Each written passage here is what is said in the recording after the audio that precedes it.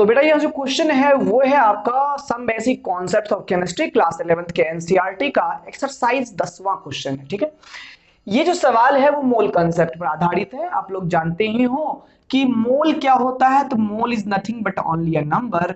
ये जो एक मोल होता है वो 6.022 10 टू द पावर 23 पार्टिकल्स को इंडिकेट करता है। भले ये पार्टिकल्स एटम हो, इलेक्ट्रॉन हो, प्रोटॉन हो, आदमी हो, जानवर हो, भूत हो, पिचास हो, कोई भी हो, तो इतने के नंबर के ग्रुप को बोलेंगे हम लोग एक मोल। जैसे कि 12 के ग्रुप को हम लोग बोलते हैं एक दर्जन।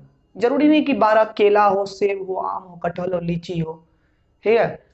तो ये सभी कोई मतलब नहीं है कि क्या चीज है, लेकिन एक मोल में उतना नंबर होता है। ठीक है, और नंबर ऑफ मोल को कैलकुलेट करने का बेसिक फॉर्मूला आप लोग पढ़े होंगे, given mass by molar mass. यानी इतने नंबर को गिनना नहीं होता है, इतने नंबर को हम लोग फॉर्मूला से कैलकुलेट करते हैं। ठीक है, खैर इसका ये टॉपिक नहीं है। यहाँ पर हम लोग कहा जा रहा है यहाँ पर कि 3 मोल इथेन का लिया गया है। इथेन का फॉर्मूला क्या है, C2H6 है।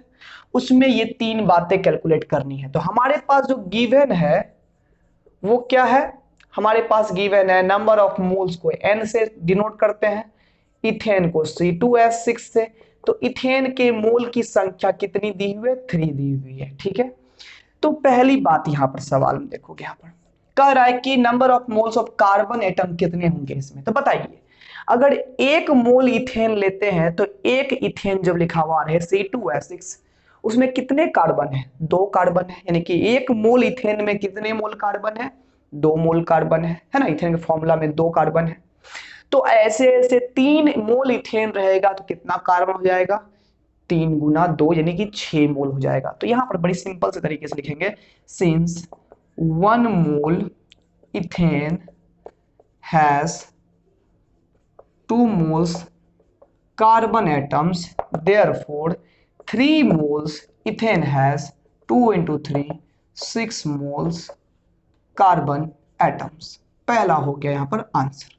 नंबर 2, हाइड्रोजन एटम के मोल कितने हैं। तो 1 मोल इथेन में 6 मोल का हाइड्रोजन है कि नहीं। देखो तो 1 मोल इथेन का फॉर्मूला लिखा हुआ है C2H6, तो 6 मोल हाइड्रोजन है। ऐसे ऐसे 3 मोल इथेन हमारे पास में है। तो since 1 mole ethane has 6 mole of hydrogen atoms, therefore total 3 moles हमारे पास इथेन है। तो 6 इंटू 3 18 मोल्स क्या हो जाएगा, हाइड्रोजन एटम्स हो जाएगा। Number of moles of hydrogen atoms कितना आ गया, 18 आ गया। ठीक है, एंड द नंबर 3 इज कि 1 मोल इथेन है हमारे पास, तो उसमें कितने पार्टिकल होंगे। तो 1 मोल में हमारे पास इतने पार्टिकल होते हैं।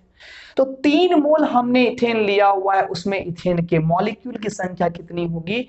तो जैसे कि यहाँ पर तो ग्रुपिंग नंबर है, जैसे दर्जन, आपने 3 दर्जन सेब लिए हैं, तो सेब मॉलिक्यूल की संख्या कितनी हो गई, तो 3 गुना 12 से मल्टीप्लाई करते हैं 36। उसी प्रकार से मोल में इतने से मल्टीप्लाई किया जाता है। तो बताइए यहाँ पर हमें तीसरा सवाल पूछ रहा है, number of molecules of ethane, यानी कि इथेन के मोल नहीं, मॉलिक्यूल्स की संख्या कितनी होगी। यानी कि C2H6 का छोटे छोटे जो मॉलिक्यूल है, 3 मोल में इतना सारा मॉलिक्यूल है, उसमें कितने मॉलिक्यूल होंगे। तो सिंपल बात, हम बोले बार बार गिनना नहीं पड़ता है। सिंस 1 मोल में 6.022 10 टू द पावर 23 मॉलिक्यूल्स होते हैं। अब ये मॉलिक्यूल्स इथेन का हो, प्रोपेन, ब्यूटेन, फल्ला चिल्ला जो भी हो, तो उस पर निर्भर नहीं करता है। 1 मोल है मतलब इतना ही मॉलिक्यूल्स होगा। तो हमारे पास 3 मोल्स इथेन है, 3 मोल्स इथेन है, तो definitely 3 into 6.022 10 to the power 23 इतने हमारे पास मॉलिक्यूल्स होंगे। इतने क्या होंगे हमारे पास मॉलिक्यूल्स होंगे, जिसको सॉल्व करने पर 18.066 10 टू द पावर 23, ये तो ऐसा ही रह जाएगा, इसको मल्टीप्लाई से कर देंगे, इतने मॉलिक्यूल्स होंगे।